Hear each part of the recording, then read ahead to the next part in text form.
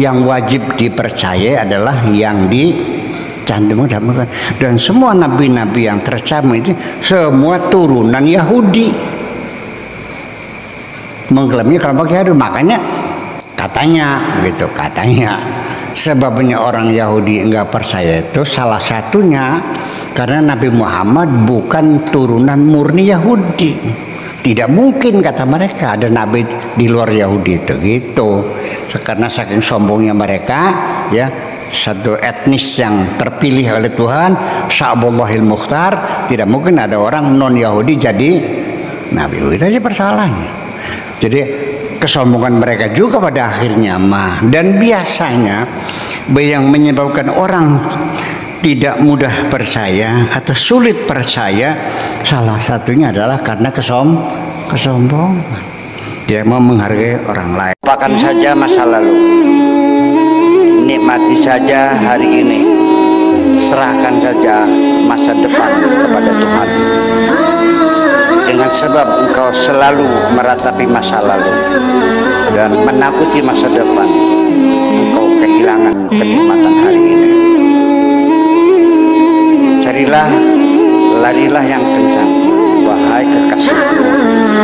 Jangan sering menoleh ke belakang, nanti engkau akan tertinggal. Kijang itu larinya lebih kencang dari macan, tetapi akhirnya tertangkap juga karena kijang terlalu sering menoleh ke belakang.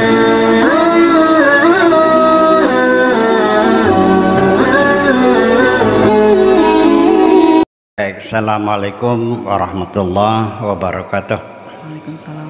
Bismillah, tawakkaltu ala Allah, la haula wala quwwata illa billah, asyhadu an la ilaha illallah wa asyhadu anna Muhammadar Rasulullah.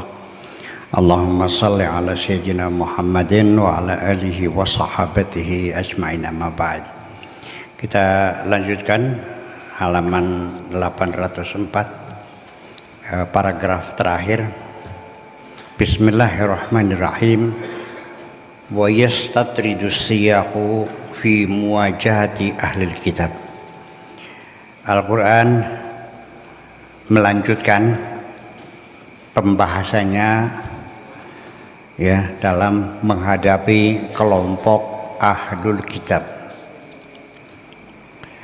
Wal yahud minhum, termasuk juga orang-orang Yahudi adalah termasuk golongan ahlul kitab. Fi hadzal mawdi', dalam pada kesempatan ini khosatan khususnya, wa mauqifuhum min risalati Muhammadin, bagaimana Al-Quran menghadapi sikap orang-orang Yahudi terhadap kerasulan Muhammad sallallahu alaihi wasallam.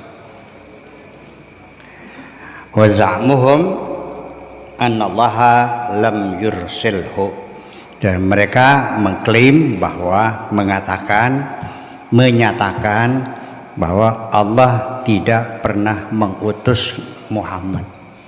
Kata mereka bahwa Muhammad itu hanya ngaku-ngaku saja dari utusan Tuhan. Wa tafriquhum baina rusuli, dan juga sikap orang-orang Yahudi yang membeda-bedakan di antara para utusan Tuhan.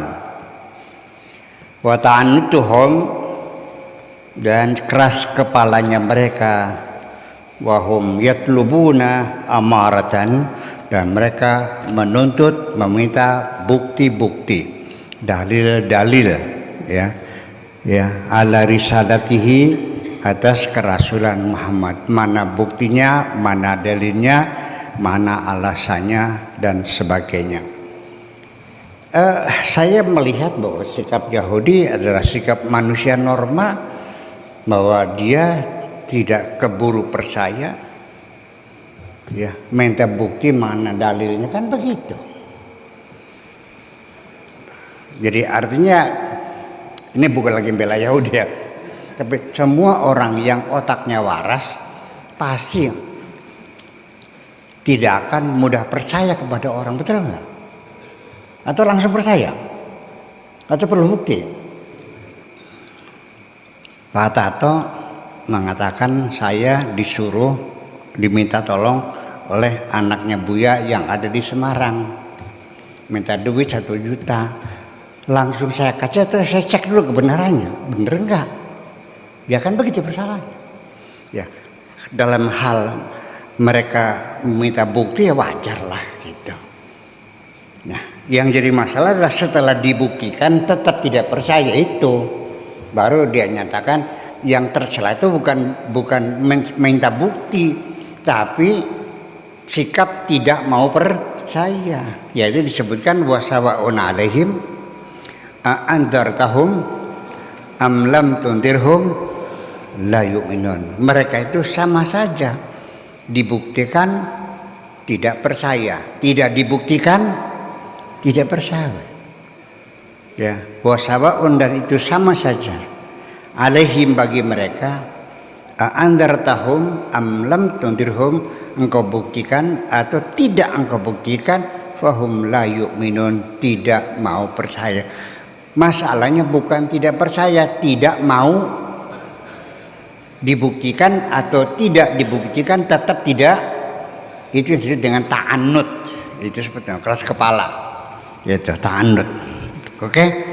Kemudian meminta bukti kitaban, ya, yunazziluhu alaihim minas sama. Mereka menuntut pembuktian Nabi Muhammad menurunkan kitab dari langit, gedebuk gitu. Kayak apa buktinya? Itu yang mereka tuntut. Fayuqarriru annal wahya ir-rasul laisa bid'an.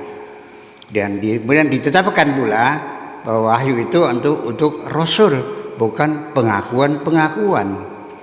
Walaysa ghariban, dan tidak aneh. Wa huwa sunnatullahi fi irsalir rusuli jami'a. Karena persoalan wahyu itu satu hal yang sunnatullah, satu hukum alam yang berlaku biasa dalam ketika mengutus seorang utusan, seorang rasul, seluruhnya itu ya berdasarkan wahyu. Min ahdi Nuh, dari sejak zaman Nuh, ila ahdi Muhammad, sampai kepada zaman Kanjeng Nabi Muhammad. Wa kulluhum rusulun, ya, ursilu litabsyir. Mereka itu para rasul yang dikirim sengaja untuk memberikan kabar gembira, wal indar, dan memberikan peringatan. Makanya para rasul itu dua fungsi yang melekat adalah inna arsalnaka basyiran wa nadhira, memberi kabar gembira dan memberikan ancaman. Tangan kanan bawa pedang, tangan kiri bawa kembang melati. Tangan kanan bawa apa? Pedang, tangan kiri bawa melati. Jadi ada hukuman dan ada reward. Itu selalu berimbang seperti itu. Wa kulluhum rusulun ursilu litabsyir wal indar. Iqtadat hada rahmatullah bi'ibadi. Itu yang memang Allah mengurus utusan, menyampaikan berita kabar gembira, memberikan ancaman, membimbing mereka, menuntun mereka, mendidik mereka. Itu adalah sunnatullah sebagai rahmatnya kepada hambanya. Wahluhu al-hujjat alaihim, dan juga sebagai alasan argumentasi supaya Allah tidak disalahkan oleh mereka, ya. Dasarnya adalah pemberitahuan.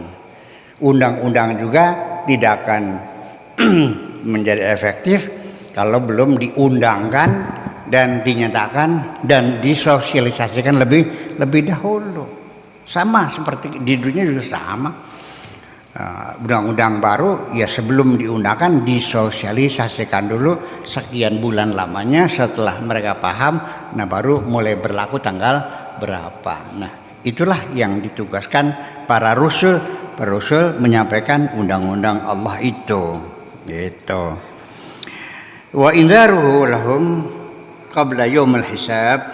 Mereka diperingatkan sebelum mereka nanti di hari akhirat akan dihisab oleh Allah. Wa kulluhum ja'u biwahyin wahidin. Mereka datang dengan satu wahyu. lihadfin wahidin, dengan target yang sama, tujuan yang sama, satu. Fatafriqatu bainahum ta'annutun la yastanidu ila dalil. Ya, membeda-bedakan seorang rasul dengan yang lainnya itu adalah sifat keras kepala yang tidak berlandaskan kepada dalil. Wa idza ankaru hum wa ta'annatu, kalau mereka ingkar dan tetap keras kepala, tidak mau mengakui kerasulan Nabi Muhammad, fa innallaha yashhadu, Allah menjadi saksi, wa kafa bihi syahidan, cukup Allah sebagai saksi, wal malaikatu yashhadun, malaikat juga sebagai saksi. Itu adalah sebagai kesaksian.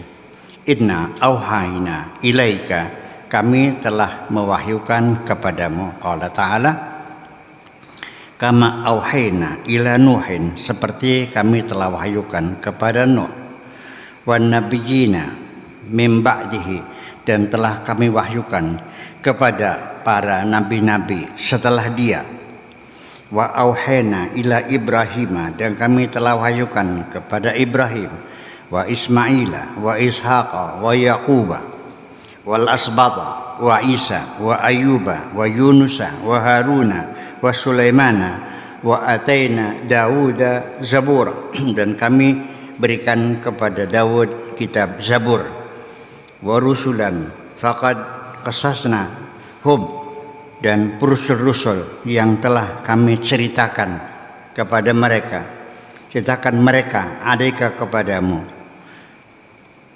min qablu, sebelum itu, wa rusulan lam naqsushum alaika, dan rusul-rusul yang tidak kami ceritakan kepada kamu. Wa kallamallahu Musa taklima, dan Allah berbicara kepada Nabi Musa. Rusulan mubasyirin wa mundhirin, para utusan yang menyampaikan kabar gembira dan memberikan peringatan, li'alla yakuna nas, supaya manusia jangan punya, ya, alallahi, kepada Allah, hujjah, berargumentasi, ya, ba'da rusuli, setelah diturunkannya para rasul. Wa kanallahu azizan hakima, Allah maha perkasa dan maha bijak. Nabi yang diceritakan kepada kamu dan nabi-nabi yang tidak diceritakan kepada kamu. Jadi nabi itu berapa sih? Rasul berapa? Ya banyak. Ya, setiap ada komunitas manusia, ya pasti dikirimkan rasul dong. Secara antropologis bagaimanapun juga tidak bisa dihindari, manusia itu makhluk bersosial. Hidup berkelompok, bekerja sama, interdependensi, saling bergantung, saling membantu. Ya kan gitu, berkelompok. Bagaimanapun juga ketika berkelompok, maka pasti akan muncul salah seorang di antara mereka sebagai pemimpin. Apakah itu suku primitif, apakah itu satu suku bangsa, apakah satu kelompok komunitas tertentu, mesti ada jagernya, ada pemimpinnya. Tidak bisa dihindari. Nah, di Mekah saja, waktu Nabi lahir di kota Mekah, Anda silakan berimajinasi. Kira-kira ada berapa orang penduduknya Mekah pada zaman 571 Masehi? Itu enggak? Di Cirebon 571, ada berapa orang di Cirebon? Ada 10. Atau belum ada orang? Nah, artinya katakanlah ada 10 orang di Cirebon ini. Masa iya 10 orang di Cirebon Allah mengutus seorang rasul? Di Cina yang puluhan ribu orang yang sudah jadi negara besar, masa nggak ada rasulnya?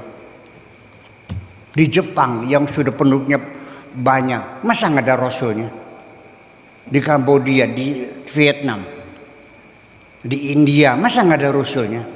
Mas di kota Mekah yang tidak ada orang-orang, hanya batu-batuan saja, diutus rasul.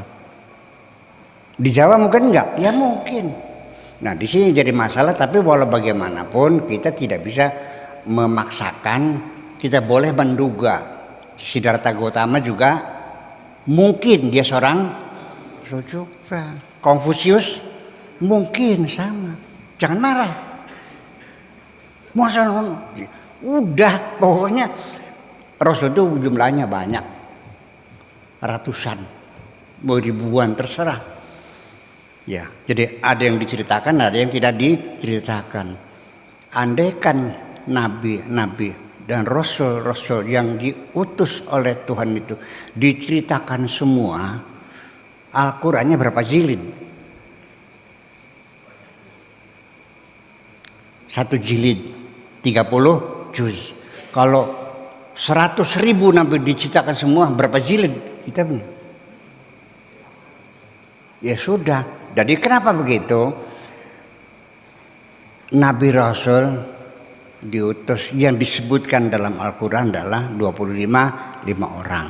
Jadi yang wajib dipercayai berdasarkan apa yang tercantum dalam Al-Quran. Kalau tidak tercantum, dia mau percaya silakan, enggak juga, enggak kafir, enggak murtad kan? Anda percaya enggak Siddhartha Gautama itu seorang rasul? Tanda tanya kan ada. Kerajaan ditinggalkan kok. Dia mencari pencerahan di hutan. Mana ada manusia biasa. Kerajaan ditinggalkan mencari pencerahan, mencari wangsit, mencari kebenaran di hutan itu. Mau percaya enggak? Percaya silakan, tidak percaya juga. Sebabnya apa? Tidak tercantum dalam Al-Quran. Kita sih percaya gimana? Ini kadang-kadang jadi bertengkaran. Masa kamu menduga? Masa nggak boleh menduga? Al-Quran menceritakan para rasul, para nabi, ada yang diceritakan, ada yang tidak. Yang wajib dipercaya adalah yang dicantum dalam Al-Quran. Dan semua nabi-nabi yang tercantum itu semua turunan Yahudi. Mengklaimnya kelompok Yahudi. Makanya katanya gitu, katanya sebabnya orang Yahudi enggak percaya itu salah satunya karena Nabi Muhammad bukan turunan murni Yahudi. Tidak mungkin kata mereka ada nabi di luar Yahudi itu gitu. Karena saking sombongnya mereka, ya, satu etnis yang terpilih oleh Tuhan, Sya'bullahil Mukhtar, tidak mungkin ada orang non Yahudi jadi nabi. Itu aja persoalannya. Jadi kesombongan mereka juga pada akhirnya mah, dan biasanya yang menyebabkan orang tidak mudah percaya atau sulit percaya salah satunya adalah karena kesombongan. Dia mau menghargai orang lain. Saya kira segitu saja. Terima kasih. Assalamualaikum warahmatullahi wabarakatuh. Aku hanya ingin berbagi kebahagiaan dan tidak menggurui siapapun. Terlalu sulit bagiku untuk menyalahkan siapapun. Akan tetapi apabila ada orang yang ingin mengisi raportku, tentu aku sangat gembira sekali. Dan kujamin aku tidak akan sakit hati sedikit.